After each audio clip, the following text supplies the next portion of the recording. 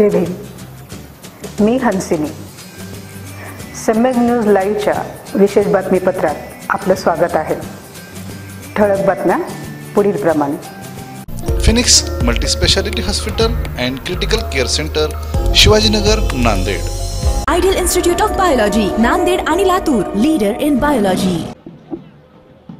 भारत देशातील लोकसभाच्या निवडणुका जवळ आलेल्या आहेत आणि महाराष्ट्रातून पहिल्यांदाच आज नांदेडमधून महाआघाडीचे काँग्रेस आणि राष्ट्रवादी काँग्रेसची जी महाआघाडी झालेली आहे, या महाआघाडीतर्फे आज इथून प्रचाराचा नाळ फोडणार आहेत. या ठिकाणी राष्ट्रवादीचे सर्व शरद पवार, तसेच काँग्रेसचे सर्व मल्लिकार्जुन खरगे आणि या ठिकाणी महाराष्ट्र प्रदेश अध्यक्ष अशोकराज चव्हाण यांच्यासह महाराष्ट्रातले दिग्गज नेते या ठिकाणी येणार आहेत.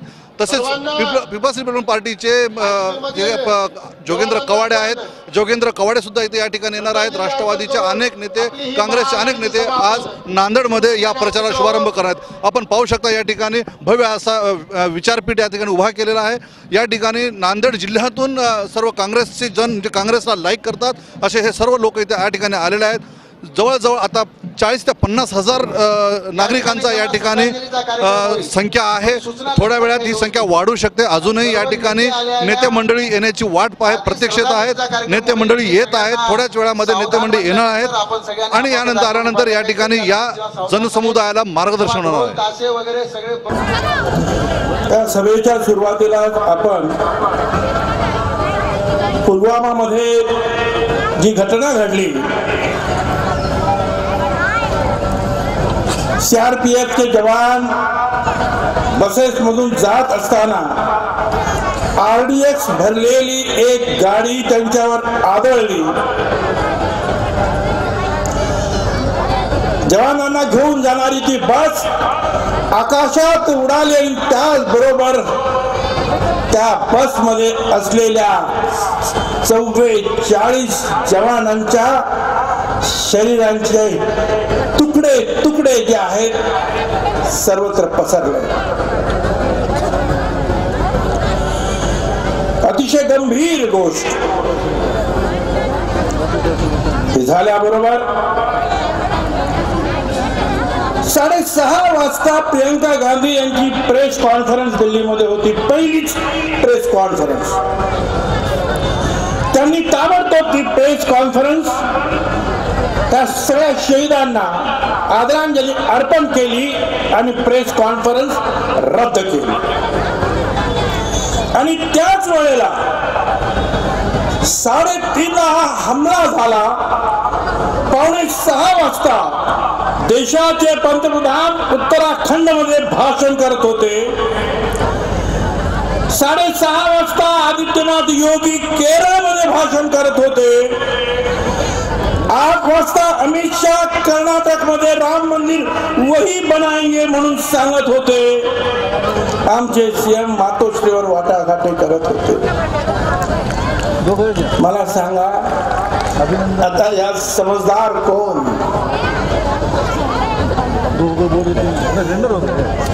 2014 अशीच एक घटना झाली आणि दुर्दैवाने 5 जवानांची हत्या झाली. अमित शाह म्हणाले, यदि मोदी प्रधानमंत्री बने तो पाकिस्तान के घुसपैठियों की सीमा पार करने की हिम्मत नहीं होगी. सुषमा स्वराज म्हणाल्या, 5 जवानों की हत्या, देश और सेना को इस अपमान का सामना करना पड़ता है क्योंकि हमारे पास एक कमजोर और दुविधा से भरी सरकार है. गिरिराज सिंह बोले, अगर देश के प्रधानमंत्री नरेंद्र मोदी होते तो हम लाहौर तक पहुंच गए होते. आणि नरेंद्र मोदी साहब म्हणाले, भाई और बहनों, देश की सुरक्षा करने वाला जवान सुरक्षित नहीं है. ऐसी सरकार इस देश को नहीं चाहिए. माझ्या बांधवांनो, भगिनी मातांनो, आणि त्याच वेळेला परवाच्या घटनेनंतर राहुल गांधी म्हणाले, आम्ही या संकटाच्या घडीमध्ये सरकार बरोबर आहोत. हम बटेंगे नहीं. हमको बटवाने की कोशिश कर रहे हैं बाहर के दुश्मन. मगर हम बटेंगे नहीं, हम जवानों के साथ हैं, हम सरकार के साथ हैं। मला सांगा कोण समजदार आहे? समजदार ज्यांना राहुल गांधींना आणि प्रियंका गांधींना ना समजदार म्हणून त्यांची टिंगल करतात ते समजदार आहेत का हे समजदार आहे?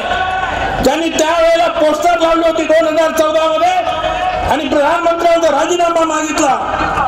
लक्षात घ्या, मनमोहन सिंग यांच्या कारकिर्दीतल्या 10 वर्षामध्ये 171 शहीद झाले आणि यांच्या 4.5 वर्षाच्या काळामध्ये मोदीच्या 721 जवान शहीद झाले.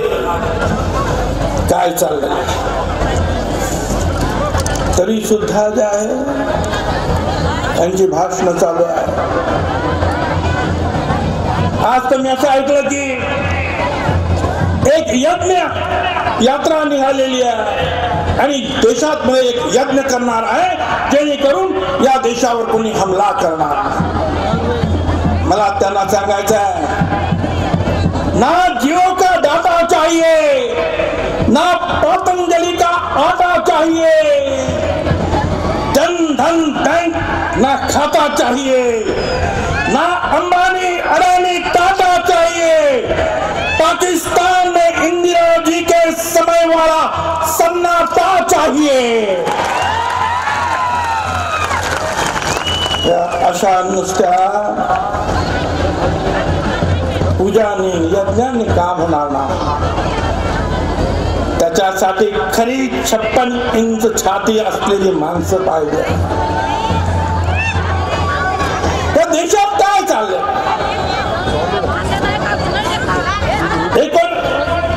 1965 ला पाकिस्तानची कंबर तोडली लाल बहादूर शास्त्रींनी आणि त्यावेळा त्यांनी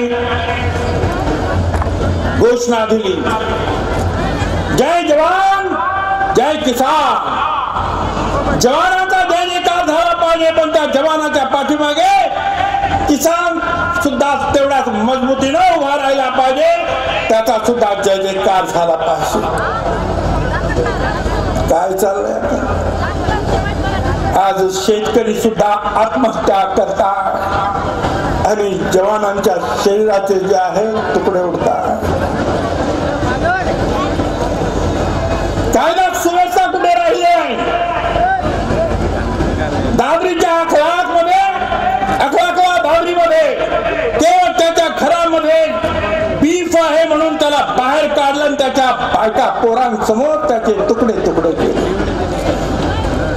सुबोध कुमार सिंग नावाच्या इन्स्पेक्टरनं ते मांस लॅबोरेटरीत पाठवून चौकशी केली आणि सांगितलं की ते बीफ नव्हतं. रखला हकनाक मारला गेला. सुबोध कुमारची बदली बुलंदशहर मध्ये झाली. परत एकदा पोहोचली गोमांस गोमांस गोमांस.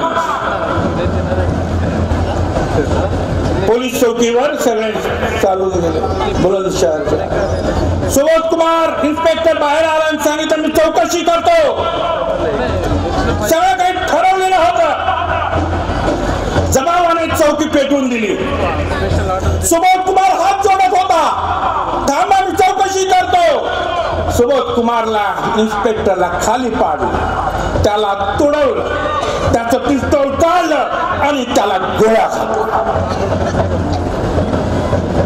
काय कायदा सुव्यवस्था चालू आल्याबरोबर या सरकारनं जर काय केलं असेल मोदी सरकारनं तर सगळ्या ज्या आहे मान्यवर मान्यता प्राप्त संस्था मोडीत काढल्या. पहिल्यांदा आल्याबरोबर प्लॅनिंग कमिशन मोडीत काढलं. महाराष्ट्राला पैसा किती आला, किती द्यायचा, शेतकऱ्यांना किती द्यायचा, जवानांना किती द्यायचा, प्लॅनिंग कमिशन खलास. सुप्रीम कोर्टाचे लोक सुद्धा जे आहेत जजेस ते सुद्धा बाहेर येऊन तक्रार करायला. अशीच एक दिवशी नोटबंदी झाली आणि सांगितलं रात्रीच्या भाषणामध्ये त्याने, भाई और बहनों, आज रात के 12 बजे के बाद 5 500 रुपए की नोट और 1000 रुपए की नोट एक कागज मात्र टुकड़ा बनकर रह जाएगी।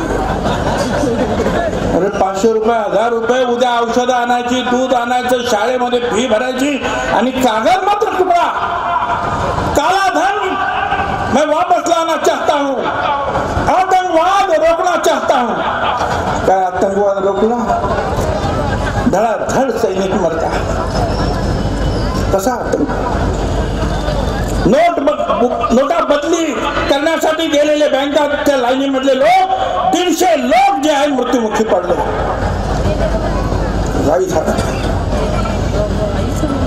अरे हे जे आहेत ना चॅनल वाले यांना विचारा ना, यांच्या सुद्धा जे आहेत ना मोठे मोठे अँकर मोदींच्या विरुद्ध बोलले का ताबडतोब फोन का दुसऱ्या दिवशी जे आहे ते अँकर बाहेर। काय झालं तेपासून भाजपाईचं, काय झालं राजकीय सरदेसाईचं, काय झालं बरखादत निखिल वाळेचं, काय झालं? एक गोष्ट तुम्हाला सांगतो कसं काय होतं। मन की बात दरवेळेला होते, प्रधानमंत्र्यांनी मन की बात केली, समोर छत्तीसगड मधली एक भगिनी बसलेली होती, तिला ते विचारतात बहन जी कैसे हो? बहन जी बोलते ठीक हो। फसल बहुत अच्छा आई? हाँ बहुत अच्छा है, ठीक है। पैसा अच्छा बहुत मिला? हाँ बहुत ठीक है। कोई तकलीफ नहीं? कोई नहीं, ठीक है। प्रसून बागपाई म्हणाले की सगळे शेतकरी आत्महत्या करतात आणि ही भगिनी म्हणतात सब ठीक है ठीक है ठीक है। त्यांनी चौकशी करायला पाठवलं त्या छत्तीसगडमध्ये। ती भगिनी भेटली, तिला विचारलं बहन जी फसल कैसी? अरे भाई क्या है का फसल है? अरे आपने तो कहा कि बहुत अच्छा पैसा मिला फसल का। अरे कैसा पैसा मिला है भाई? ठीक है बोला। अरे भाई हम लोग क्या करें, हमको जो पुलिस और अफसर जो है लेके गए, बोले सामने से पूछेगा तो बोलने का ठीक है, हमने बोल दिया ठीक है। आता ते सगळं रेकॉर्डिंग करून परत एबीपी माझावर त्या बातपाडणी दाखवलं। रात्री फोन आला, दुसऱ्या दिवशी बाजपाई बाहेर। दादागिरी यांची सुद्धा मुस्कट दाबे होते, बाकी ज्यांचं काय घेऊन बसला। सीबीआय सत्यानाश करून टाकला। आलोक कुमार सरळ ऑफिसर, त्याची बदली केली का? तर राफेलची केस FIR त्यांच्या विरुद्ध नोंदला जाईल त्या भीतीनं 56 इंच छाती थरारली। सुप्रीम कोर्टाने सांगितलं त्यांना तिथंच ठेवा। दुसऱ्या दिवशी परत मीटिंग घेऊन त्यांना बाहेर काढा। सगळं असं चाललं। दादागिरी दादागिरी दादागिरी, कोणी काही बोलायचं नाही। सांगताना सांगतात भारत को विश्वगुरु बनवाएंगे, भारताला या जगाचा विश्वगुरु बनवायचा। आणि आमचे प्रधानमंत्री महोदय IIT सारख्या इंजिनिअरिंग कॉलेजमध्ये येतात, सगळे मोठे इंजिनियर्स बसलेले आहेत आणि त्यांच्या समोर भाषण त्यांचं होता। मैं जा रहा था, एक नाली के पास एक आदमी चाय बना रहा था। त्यांना चहा बनवण्याचा आणि मी चहा विकत होतो हे सांगण्याची फार मोठी हौस आहे। मी त्यांना सांगितलं अरे आप चाय बेचते थे तो मैं भी भाजी बेचता था भाई। अरे मैं कहाँ तरकारी बेचता था, वो भाजीपाला मार्केट अभी है उधर वो भाईखला में, वो फुटपाथ भी है, उसमें क्या है? मगर तुम जिस रेलवे स्टेशन पर चाय बेचते थे उस समय वो रेलवे स्टेशन ही नहीं था। और प्रवीण तोगड़िया साहब बोल रहे हैं अरे मैं 40 साल इसके साथ हूं, कभी भी इसने चाय नहीं बेचा है, क्या बोल रहा? चलो ठीक है भाई, चाय भी जो बेच रहे हो बेचो, मगर देश मत बेचो मेरे भाई। तो कह रहे हैं कि मैं जा रहा था, एक नाली के पास एक आदमी चाय बना रहा था। मैं देखा कि नाली के पास चाय क्यों बना रहा था। आदमी बहुत होशियार था। एक गटर, उसमें गैस होता है ना, तो आदमी ने एक पाइप जो है वो नाली के अंदर डाल दिया था और दूसरा उसका मुंह जो है चूल्हे को जो गैस के सिगड़ी को लगा दिया। तो गटर से गैस आता था, चूल्हा जलता था, चाय बनती थी। मैं बोला ये तो बहुत अच्छी बात है. 350 रुपयाचा सिलेंडर झाला माझ्या भगिनीनं. 350 रुपयाला मिळत होता, आता 800-900-1000 रुपयाला होतोय. किती सोपी गोष्ट आहे. सिलेंडर खाली झाला का नाली कुठे बघायची, पाईप त्याच्यात, दुसरं तोंड सिलेंडरला, फुकट घ्या जा. घर घर नाली, घर घर गैस. जिसकी लाठी उसकी भैंस. बनेगा पकौड़ा, बनेगी चाय, स्कूल कॉलेज भाड़ में जा. आम आदमी से मन की बात, अदानी अंबानी से धन की बात. वारे शासन तेरा खेल, मांगा न्याय हो गई जेल.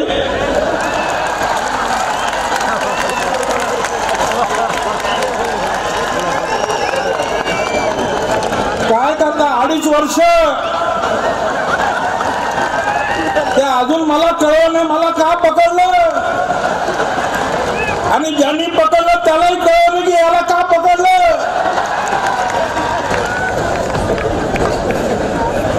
दिल्लीमध्ये महाराष्ट्र सदन बांधण्यात आलं. अगोदर म्हणाले 25,000 कोटीचा भ्रष्टाचार, मग म्हणाले 10,000 कोटीचा भ्रष्टाचार, आता म्हणता 850 कोटीचा भ्रष्टाचार. मला असं वाटतं त्या मंत्रिमंडळाच्या उपसमितीमध्ये अशोकराव पण असणार. विलासराव देशमुख मुख्यमंत्री असताना त्यांच्या अध्यक्षतेखालील कमिटीनं मंत्र्यांच्या चमनकर नावाच्या माणसाला कॉन्ट्रॅक्ट दिलं 100 कोटी रुपये महाराष्ट्र सदन बनवा, RTO ऑफिस बनवा, हाय माउंट गेस्ट हाऊस बनवा, वगैरे वगैरे. मी काय कोणाची शिफारस केली ना, त्यांनी कॅबिनेटने निर्णय घेतला. त्या PWD मंत्री म्हणून मी इमारती चांगल्या बांधून घेतल्या. 150 rooms, air condition, Bisleri plant स्वतःचा, 500 कारागीर लागले होते. रेड स्टोन लाल दगडामध्ये राजवाडा सारखं भव्य उभं केलं, आणि समोर छत्रपती शिवराय तख्तावर बसलेले आहेत अशी मोठी मूर्ती बसवण्यात आली. मोठा पुतळा महाराष्ट्र सदन आहे. उजव्या बाजूला डॉक्टर बाबासाहेब आंबेडकर, डाव्या बाजूला महात्मा ज्योतिराव फुले, शाहू महाराज, यशवंतराव चव्हाण, अहिल्याबाई होळकर, सावित्रीबाई फुलांचे पुतळे बसले. अमित शहा तिकडेच मीटिंग घेतात. नरेंद्र मोदी साहेब आले, त्यांनी पाहिलं, म्हणाले मुख्यमंत्र्यांना बहुत खर्चा आया होगा. मुख्यमंत्री ने कुछ खर्चा नहीं आया, अभी तक 1 रुपया भी बनाने वाले को दियक्ष नहीं. म्हणजे जे महाराष्ट्र सदन बांधल्याने 6 वर्ष जे वापरतात, 1 रुपया सुद्धा सरकारने आतापर्यंत त्यांना 1 फूट जमीन दिली नाही, 1 फूट FSI दिला नाही, 1 रुपया दिला नाही. तो खासदार तो बहुत अच्छी बात है, महाराष्ट्र सदन बहुत सुंदर, बनाने वाला अंदर. अरे मी त्यांना सांगितलं 100 कोटीचं कॉन्ट्रॅक्ट, त्याला रुपया दिला नाही, ते 850 कोटीचं भ्रष्टाचार मी कसा करीन रे.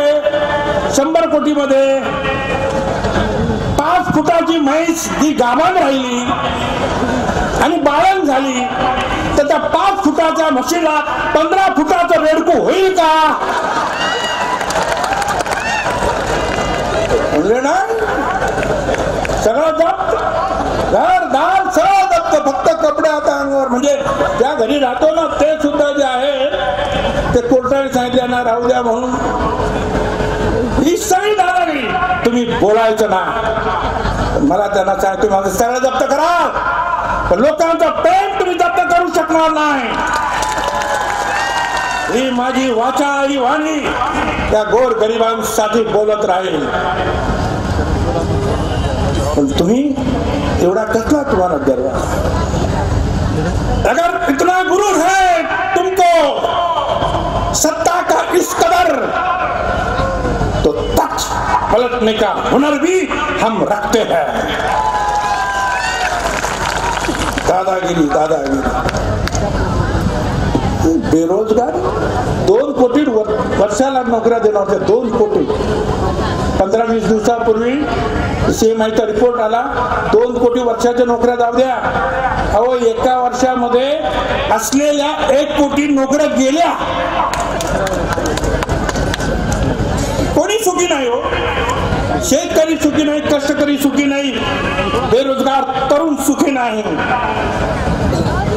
बस काय आमचे ते मुंडे साहेब नेहमी सांगतात, मुलं बुजायला त्यांना सोयी सुद्धा मिळत नाही का, तो म्हणे त्यांना नोकऱ्या नाहीत, काही नाही, कशी मिळेल। तो आदित्यनाथ योगी और मोदी का एक ही नारा, ना घर बसा हमारा, ना बसने देंगे तुम्हारा।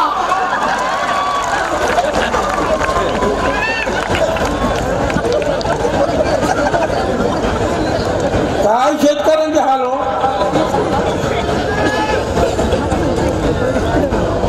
ते डाळ घेतात, पैसे देत नाही, कुठे म्हणतात बोलते नाही। आमच्याकडे अशोकरावजी ते कांदा खूप बाबा, मी ते लासलगाव तिकडून मी निवडून येतो, हा सगळा कांदा फेकून देतो।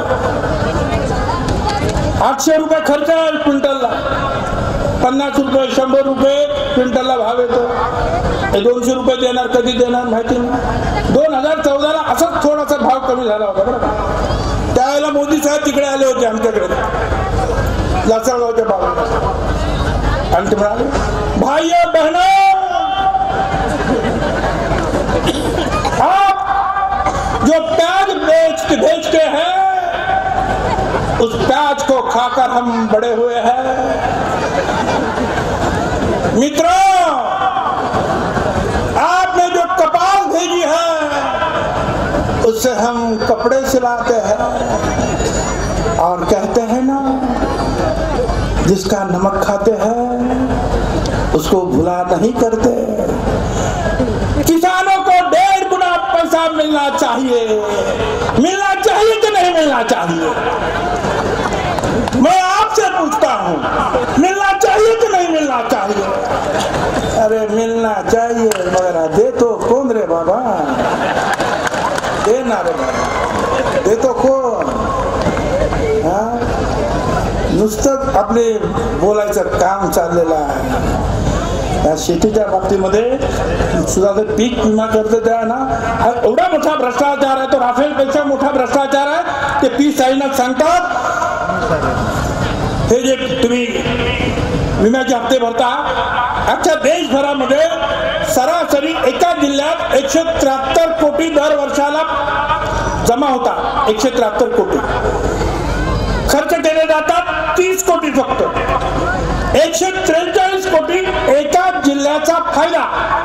एका वर्षात 55,000 कोटी रुपये विमा कंपनीचा, अंबानी कंपनीचा फायदा झाला, असं पी साईनाथ म्हणतात। सगळं काही अच्छे दिन फक्त त्यांना झालेले, अदानी अंबानीना, बाकी कोणालाही अच्छे दिन काय त्या चाललंय तुमच्या या दुष्काळात। आम्ही सगळे फिरलो, मराठवाड्या काय म्हणू नको, कुठे महाराष्ट्रात सगळीकडे अशोकराव, सगळीकडे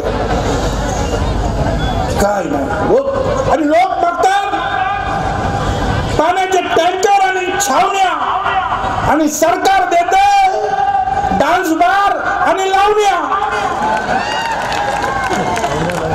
छत्रपती शिवाजी महाराजांचं काम, पुतळा उभा करायचं काम, त्याच्यावर बंदी आली, आणि ज्याच्यावर बंदी होती त्या डान्स बारवर ती बंदी उठली। काय वकील, काय महाराष्ट्र सरकार, काय बघताय काय? महागाईचं काय सांगायचं साहेब, तुम्हाला जास्त वेळ नाही म्हणून जरा आटोपतो घेतो, पण महागाईचं एवढंच सांगतो, काँग्रेसच्या राज्यामध्ये खिशात पैसे घेऊन गेले तर पोतभर सामान येत होतं बरं का। आता खिसाभर पैसे नेले तर पिशवीत सामान येतं, आणि जर हे सरकार परत आलं तर पिशवीभर पैसे न्यावे लागतील आणि खिशात सामान आणावं लागल। हे पेट्रोल पेट्रोल म्हणतात ना, पेट्रोलचा भाव किती वाढतोच आहे. मोदी साहेबांच्या वयाच्या पलीकडे गेला तो भाव. लालकृष्ण अडवाणी साहेबांच्या वयाबरोबर तो भाव आलेला आहे आता पेट्रोलचा.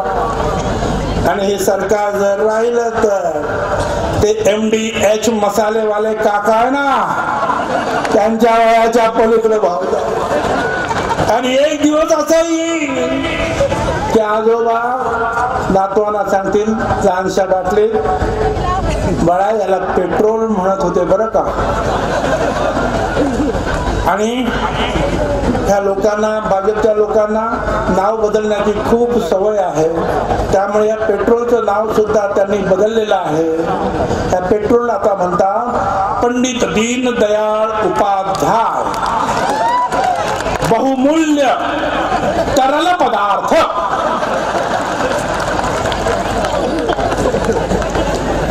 काय सांगायचं, सगळं फेल हो यांचं. ह्यात सगळं फेल यांचं.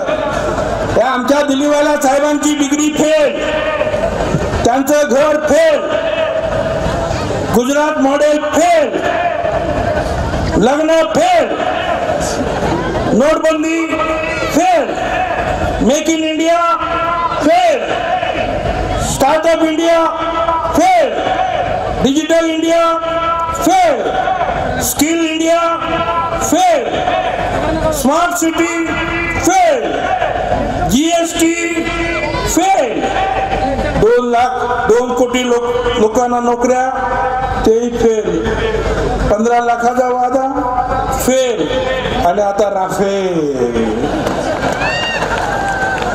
550 कोटीचं विमान 1650 कोटीला का घेतलं हे काही कुणी सांगायला तयार नाही.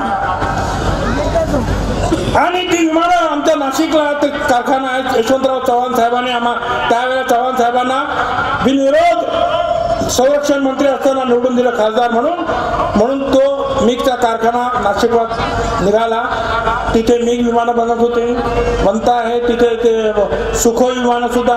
त्यांना ते विमानं बनवण्याचा कॉन्ट्रॅक्ट दिला असताना ते कॉन्ट्रॅक्ट काढून एका रात्रीत अंबानीला कॉन्ट्रॅक्ट दिला. 550 कोटीचं 1650 कोटीला का. आणि मी कारखाना सरकारचा ते अंबानीला का. ज्या अंबानी खेळण्यातलं सुद्धा विमान त्या अंबानीने बनवलं नाही, त्यांना पार एकदम राफेल विमान बनवलं. सगळा पैशाचा कारभार, सगळा पैशाचा.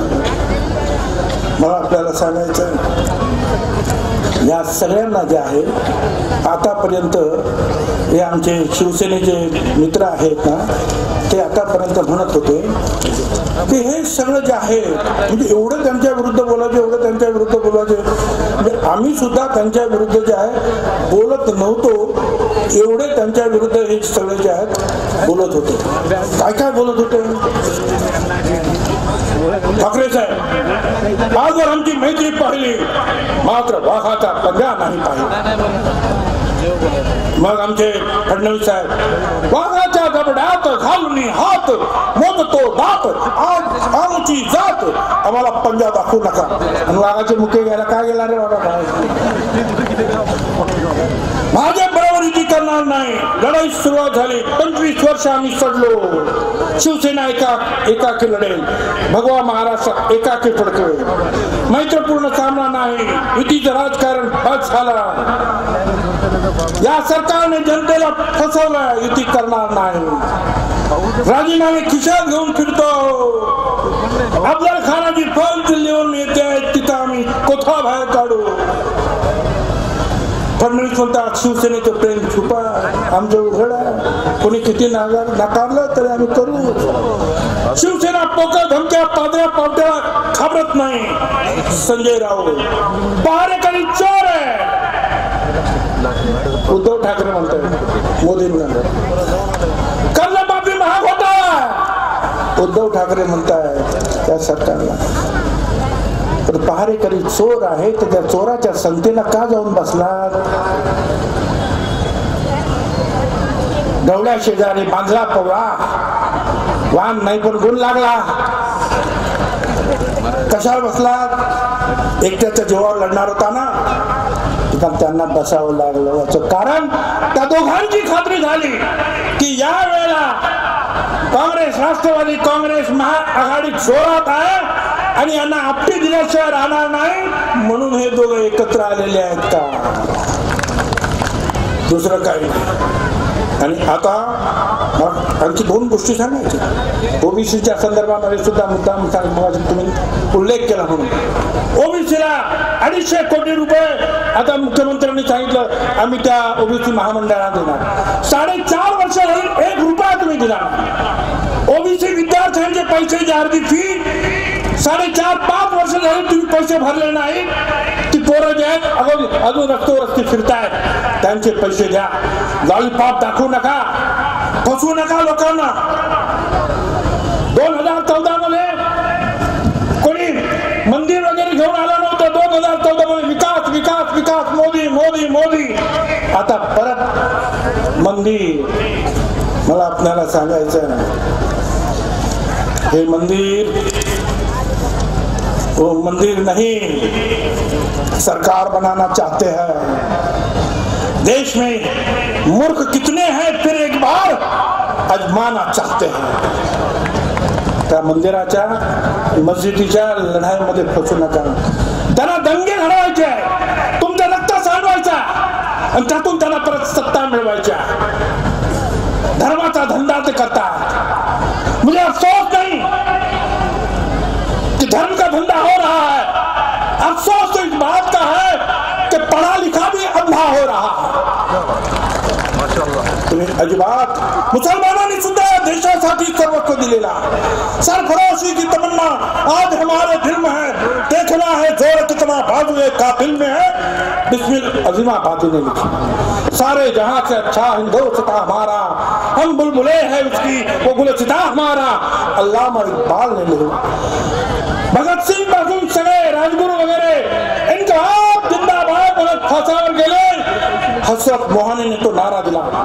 भाषणानंतर आम्ही जे सांगतो ना जय हिंद, तो जय हिंदचा नारा आबिद हसन साफरानीने दिला. आणि लाल किल्ल्यावर पहिला तिरंगा जनरल शाहनवाज खान ने फडकवला. मुसलमानांचं सुद्धा तेवढंच योगदान या देशासाठी. म्हणून मला आपल्याला सांगायचं बांधवानो, त्यांनी जातीमध्ये धर्मामध्ये तर लढायला लावल्यात. त्या देवादेवामध्ये सुद्धा लढायला लावायला लागले. ते आता म्हणतात आदित्य योगीनाथ ते म्हणतात बजरंग बली ये दलित था. आता कधी तुम्ही विचार केला का बजरंग बली दलित था? आपण देवाला बजरंग बली दलित था. दुसरा बोलता दलित नहीं, वो आदिवासी दलित था. तीसरा और होशियार था, वो बोल नहीं नहीं नहीं, जैसे सलमान, रहमान, सुलेमान वैसे हनुमान. एकाने मला मेसेज पाठवला, बघा भुजबळ साहेब, दलित असलेल्या हनुमानाने ब्राह्मण असलेल्या रावणाची लंका जाळली आणि ती कुणासाठी तर ओपन कॅटेगरी मधल्या रामासाठी. माझी आपल्याला विनंती आहे, अरे 33 कोटी देव आहेत आपले, कुठे आता कोणाची कोण दलित आणि कोण आदिवासी कोण काय करत बसणार आहे? हे जे आता बसलेत ना सत्तेवर, यांनाच ते काम जमेल. यांनाच बाकीचं शेतकऱ्यांचे कष्टकऱ्यांचे प्रश्न समजणार नाही, बेरोजगारांचे प्रश्न समजणार नाही. यांना हे काम करण्यासाठी 33 कोटी लोकांच्या जाती शोधण्यासाठी यांना घरी पाठवा. आणि त्यासाठी ही आघाडी आज जन्माला आलेली आहे. आणि या आघाडीच्या माध्यमातून आपण सगळ्यांनी एकच प्रतिज्ञा केली पाहिजे की काही झालं तरी हरकत नाही, पण यापुढे दिल्लीत असेल किंवा मुंबईत असेल, महाराष्ट्रात यांचं सरकार येता कामा नये. आज राहुल गांधी असतील, पवार साहेब असतील, ममता बॅनर्जी असतील, अखिलेश असेल, सगळे जे आहेत एकत्र होतात. महाराष्ट्रात सुद्धा ही लढाई संविधान विरुद्ध मोदी अशी ही लढाई आहे. आणि मग संविधानाच्या बाजूला लढणारे जे जे भाऊ असतील ते नक्की या आघाडीत येतील. जे त्यांच्याबरोबर चर्चा सुरू आहे. माझी खात्री आहे ते सुद्धा येतील, कारण आपल्या सगळ्यांना मिळून ही लढाई जी आहे जिंकायची आहे. धन्यवाद. जय हिंद, जय महाराष्ट्र. धन्यवाद भुजबळ. पाहत रहा सम्यक न्यूज लाईव्ह. बातमी पाहण्यासाठी यूट्यूबवर सबस्क्राईब करा.